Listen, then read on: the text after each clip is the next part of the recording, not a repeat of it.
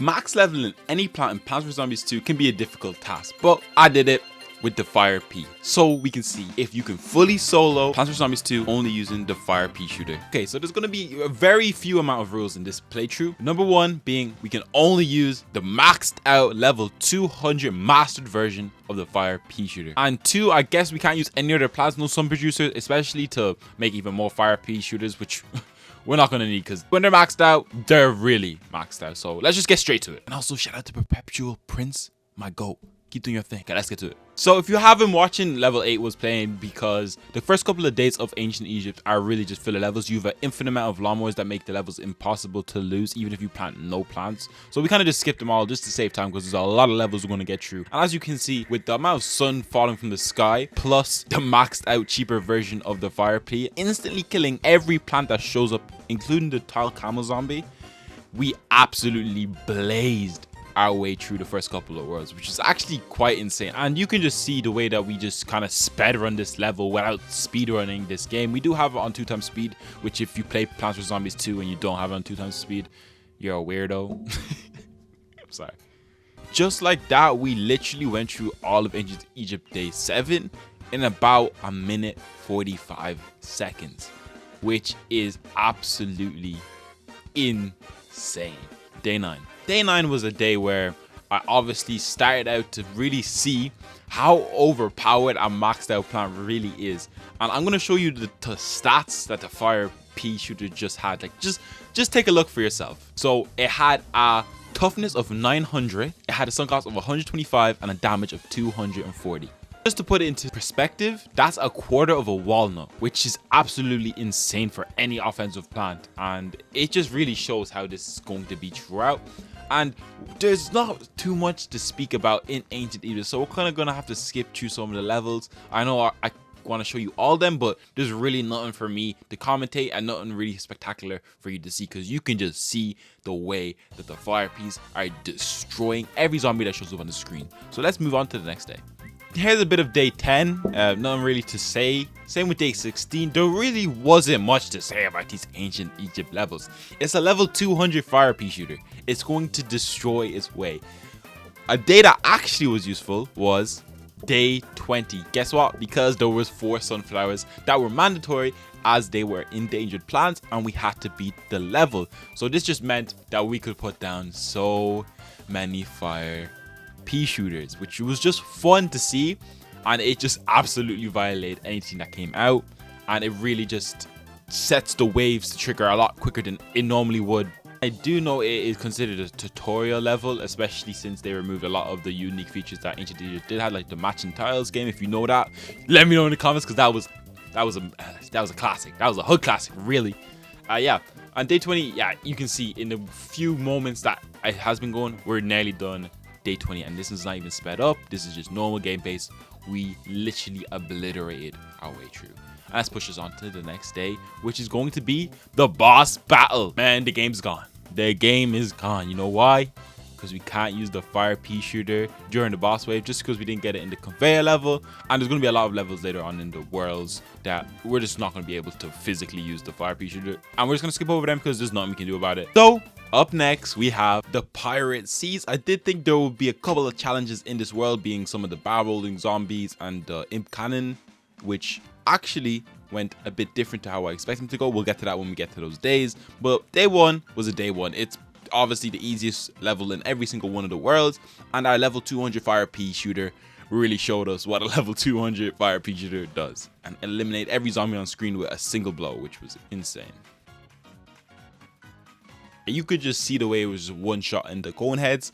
Day 2 to 6 were really quite a breeze. You can already see even day 7 was a really easy level 2, and with the level 200 there's actually a percentage that when you place down the Fire P, it might use a special ability for free, which is actually really nice and really came in handy in Frostbite Caves. But for right now, we're not really worrying about that, and we have to deal with the cone head, which you can see is instantly killed once we have the Fire P shoot at the cone head. And the seagull zombie could become a problem if it wasn't for the sun drop, even such few amounts of sun. But eventually, once we had all of the fire pea shooters in the first row to just shoot at all the zombies, it actually became a breeze. And as you can see, the barrel zombie wasn't really a problem. It did take 2 shots instead of 1 shot to kill them, and then the imps obviously took 1 shot. And then we finally had our final fire pea at the bottom lane just to deal with all the zombies that came out, and we absolutely destroyed day 7.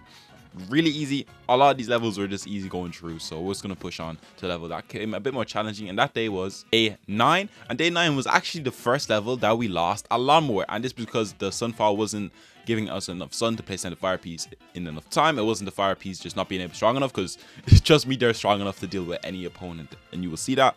And once we put down the final Peashooter, yeah, it was a blaze, and we could just move on because the fire Peashooter just makes it easy in, so we can move on.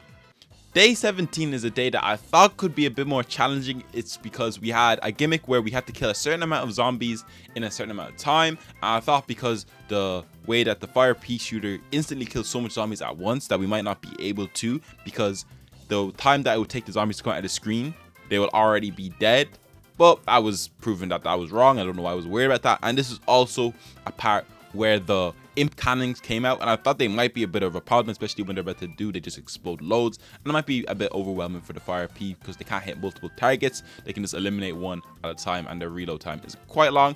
But as you can see, yeah, it just one shot at the whole thing, so my problems were quickly reassured. And with a huge wave approaching, you could just see the way that the fire peas just instantly eliminate every single zombie on screen in about 10 seconds. It was absolutely insane, and it's actually kind of fun just being able to destroy levels that you once struggled with.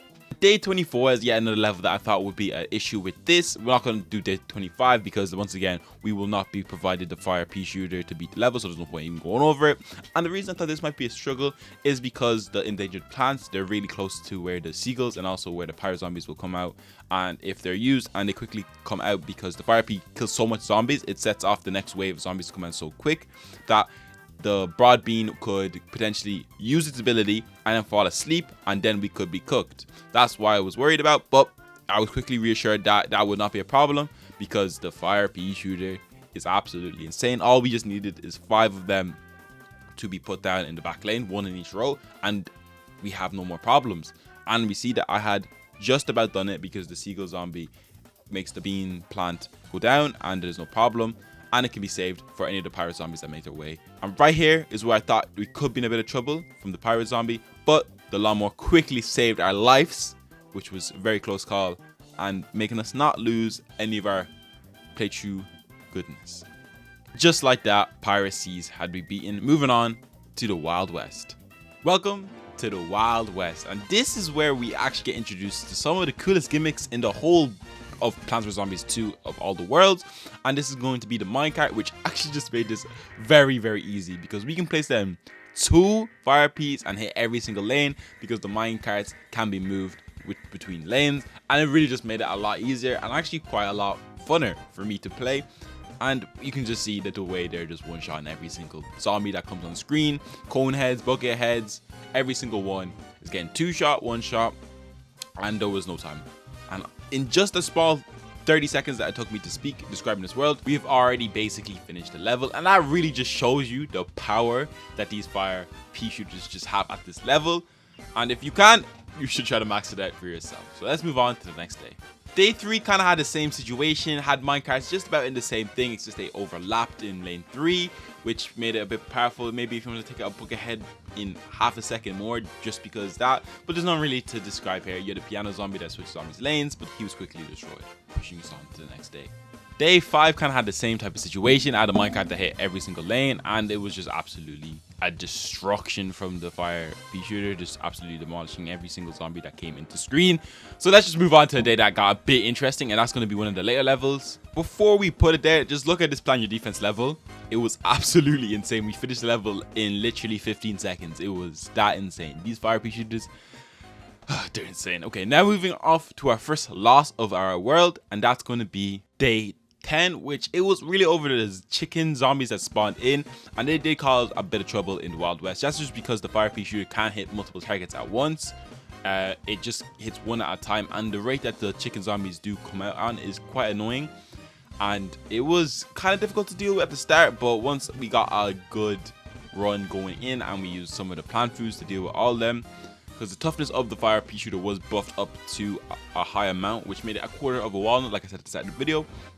And it did make it quite annoying, especially in later levels when there was just a wave of chicken zombies. But day 10 was our first level that we lost in this run through, and it's just going to be the first introduction to the difficulty that the later worlds are going to show us. Day 14 was quite a cool level as well. We had a lot of minecarts that would just hit all lanes, so we didn't have to spend too much, but I did want to go for a symmetrical pattern like I always do. And we're going to have fire peas on the first, third, and the fifth lane, and then one on the minecart that hits every single lane, so we can just move it to those 2 spots until we can fill them up.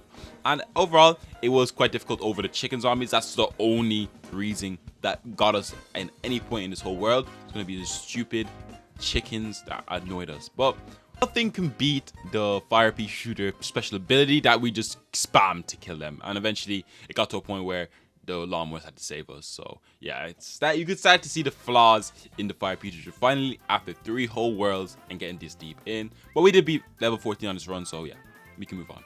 Day 21 wasn't much of anything special. It just had a unique gimmick where the zombies could not pass a certain point on the lawn, but we quickly eliminated them because there was no chickens here, thankfully. A couple of zombies did get close, but none too crazy. Same with day 23, do not trample the flowers. And day 24 kind of had the same faith, and day 25 you couldn't even beat because we weren't given fire plants.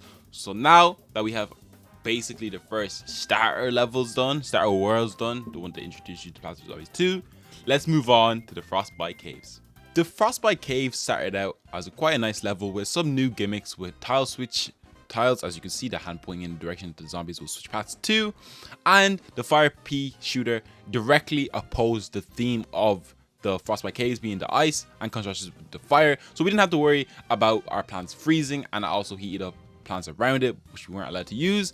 But for the ones that were there, I did use them because why not, but I did end up selling a lot of them because it just gave me back sun. Day 1 I did forget to pick up the walnut, but I didn't make that mistake again, and it is the day 1, so we would have played shoot anyway. It doesn't really make a big difference because it's a day 1, like I said. But day 2 was actually quite a nice day. We actually had a lot of sun coming from the picking up all the plants that we did lose, and then the fire pea shooter did this thing. We are going through it a bit faster pace than we normally would. I did split up the gameplay because I want to go through a bit more days in Frostbite Caves so you can actually see what it's like to play the game with the max level 200 fire pea shooters. And I just want to show you as much days as I can, just at a faster pace, because we absolutely destroyed this world going through it just at normal pace. So imagine this with a max level fire pea shooter and also sped up. So it was basically like a speed run. It was going absolutely insane. I really enjoyed playing this world. It's actually my funnest time playing this game because it was just like I had the game in sandbox mode and I was just flying through the levels. So yeah, day 6 up next. Too crazy in day 6 either. We kind of just had some sunflowers that did spawn and I couldn't remove them quick enough, but I did my quickest I could. I picked up the sun they dropped because why the hell not, and we put down our 5 mandatory fire peas in all the lanes just so we can attack all the lanes. But I didn't have to rush too quick to get all of them down because we only needed 3 in the middle lane because the tile switcher thing do it. And just in that short amount of time I had spoken, that was the level done. And day 13 was also a really important day where I can actually show you the true strength of the max level fire pea shooter, and that's going to be it against the Gargantua. And normally a Gargantua is a tank. It's the mini big boss of the worlds, and you should know from all the PvZ games, and typically it would take a lot more than 4 shots to beat, but with the max level it took exactly 4 shots. And yeah, you can just see for yourself, it was absolutely insane seeing a Gargantua just be destroyed as quick as it was. But anyways, day 15, kind of the same story. We kind of just destroyed it. You already know how it's going. Frostbite Caves pose no threat to the max level fire pea shooter. It's absolutely insane. We will be doing some other ones. We've got this far, Electric Peasshooter and Ice Peashooter, so a sneak peek into the future. But it's basically the same story. You just keep trying to put down the fire pea shooters in all lanes, and then you let them do their job, destroy them. We did get introduced to the ice head zombie that actually took 3 shots from the fire pea shooter to die fully, but yeah, 3 shots is basically nothing. So we had a quick time getting through day 15. Day 17, we started off with all the fire pea shooters down due to the high amount of sun falling, and we were introduced to the ice pushing zombie, which wasn't really a problem. Normally it would be, he'd get quite deep pushing the zombie into the deep ends of the lawn, but yeah, it's a max level pea shooter. There's only so much they can do. Okay, now we have day 23, which was actually quite a unique level where we had 5 endangered plants, but the zombies during the snowstorm kept spawning on top of them. So I did think, hey, we're set up to fail, but we are actually quite fine. And we had the chickens from like the Wild West come back from via authors, or I don't even know what animal that is, but yeah, they came back, but they actually weren't as bad as the chickens were in the Wild West. Or maybe I just got better at the game, I don't know, probably the second option. And day 27, the same kind of thing, but we did get to see a lot more gargantuars, and we had help from these endangered plants that had more of a diagonal shooting range, which I couldn't really see myself using in a normal playthrough. But we got to a point where we finally got introduced to the gargantuars in the final boss wave in the bottom right. So keep your eyes peeled for right down there. I'll zoom in just so you can see even better. And yeah, it was an absolute destruction of them. I thought they had a better hold up. Nope, they got deleted in about 5 seconds and we moved on. And day 28 was a plan your own defense. We had 4 rows of maxed out fire Peashooters. So we went through this level in about 20 seconds. It was absolutely tragic for them. And this is actually the first time we got to beat the boss level only using the fire plant. As you can see, I'll just let it play. The amount of damage this done, and we literally got to beat it without him spawning anything. It was the quickest I've ever played through the Frostbite Caves. And yeah, that's the world done, just like that.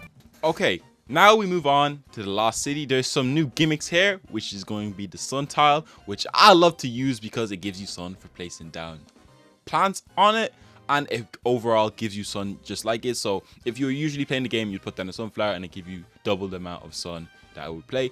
And the rate that we flew through these early levels especially was insane, so I'm just going to speed them up just to save you some time. But I'm not going to cut through them and skip more days. I want to show you more days, so I'm just going to speed up the overall gameplay so you can watch me kind of just go through at a quicker pace. And our game already went at a quicker pace just because the way that the fire Peashooter instantly killed all the base zombies was insane. There was some trickier zombies that I couldn't deal with at all, so I had to use the lawnmower, or I just lost the level to them. But we'll get to discussing that later on. And we're already on day 4 so far, because you know day 3 was conveyor level. And here is the first instance of the digger zombie that I could not defeat using the fire Peashooter. So you can already see the problem that the Lost City is going to present to me, and boom, that's one lawnmower already down, and we haven't even touched the first wave. And you can see there's more being sent out, but I did find out that the plant food does to kill them like it normally would, so I just used that to defend them, and just hoping another one wouldn't spawn in the final wave in the middle, and we got through it without losing on our first attempt. And day 6 had a cool sunflower placement that I tried to follow, but it wasn't the greatest setup because it was too close to the zombies, especially when the digger zombies came out. It did push back, like you can see on the 4th row, and they caused a lot of problems. But luckily, when I placed down the fire Peashooter, he used a special ability, like I said earlier on, that when you place down a fire Peashooter at max level 200, that they could potentially just use their plant food ability without you needing to do that. And that, just like that, day 6 was over and done. Day 7, we didn't get as much sun tiles as I'd prefer, but a sun tile is a sun dial. It's speeding up the process that it would take me to get more fire Peashooters to get down. And there was other ones that could pose a challenge, like the umbrella zombies if I was using cannibal plants, but I was using Peashooters, so it didn't really cause a problem. And day 7 was actually quite fine. We learned how to deal with the digger zombies before they could really deal with us. So after this, I kind of got on with the digger zombies quite okay. They did cause quite a bit of problems sending out lawnmowers early just to deal with them quicker. But when I had to use the lawnmower, I have to use it overall. But so far, the Lost City has been quite a nice day, and I always aim to put down Peashooters in all of the sun tile plans just so I can maximize the amount of sun that I'm getting from the world, so I can place down more Peashooters to kill even more zombies more quicker. And when I finally got them all down, I can start aiming because the zombies just don't walk fast enough to get my lawnmower or even make me lose. So just like that, day 10, we absolutely destroyed, especially that middle row. 4 Peashooters on 1 row. Yeah, nobody's getting through except for diggers on, because they're immune to all blood force that's coming from the top, unless it's like above their head, like the ones they want you to use cannibal plants. Now moving in a bit deeper, because a lot of days were just filler days, and that's going to be day 20. And as you can see, we kind of got through with ease. Day 23 was also quite a cool level, and as you can see, with my plans to put down as much plants as I could on the sun tile, I had to focus on the middle lane, and then I nearly just violated myself because yeah, you can see that I didn't put down enough plants to deal with all the zombies. So we only lost one lawnmower, which I thought I would lose a lot more. But once we finally put down that third one on the middle row, we had enough sun to make sure that we weren't worried, and even the digger zombies got dealt with, pushing us deeper on to day 24. It wasn't really that much problem. We just put down a couple of fire Peashooters, and the digger zombie did get quite close, so we had to send out that lot and more. A feature that I didn't know was in the game until I watched like one of those useless facts about it. I was like, oh, didn't know you could do that, never tried it, and it actually came quite useful, so it wasn't a useless fact to have. And right here we had 3 digger zombies that came quite a problem, but special abilities, and we easily got through day 24. Day 25, we had some pre-selected plants, but it didn't take up all of our bar, so we could still select the fire Peashooter. I know the typical deal, we destroyed it too. Day 29, kind of similar to some of the earlier levels. It just had the sun tiles flipped, so instead of doing an arrow, it was more of like a backwards arrow or inverted V, the same thing, and it was just like the rest of the levels, nothing too crazy. Digger zombies were the only problem in this world that definitely created a big problem later on. Gargantuas weren't even a problem with the max level fire Peashooter, just does so much damage, it was easy. And we just blazed our way until we got to the boss battle. And sadly, Frostbite Caves is probably the only one that we're going to be able to do, because we actually had given fire Peashooter there, and we couldn't beat Lost City final boss using the fire plants. But yeah, it was quite a cool level. Moving us on to the far future. The far future had quite a few cool gimmicks, and these were the power up tiles, which as you can see is marked by the green X, and when you use one special ability or plant food on one of them, they all get it, which could be really useful. And starting off with day 1, like usual, we actually didn't get as much sun as I would have liked, so it actually got quite kind of scary, because we just didn't have enough sun to deal with the ones coming out at the time. But eventually the sun did fall, so we could deal. And we just sped up the gameplay just so you can see a lot more levels, kind of more usual.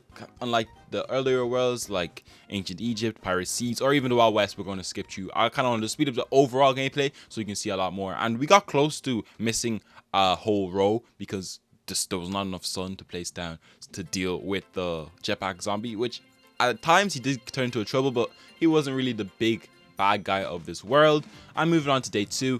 Nothing too crazy. We're just introduced to other tiles that have different shapes, different colors, that have the same goal. So when you use a plant food on one of the plants on them, all the other plants on that tile will be able to use the special ability. Very useful for like sunflower if you're using that during your game.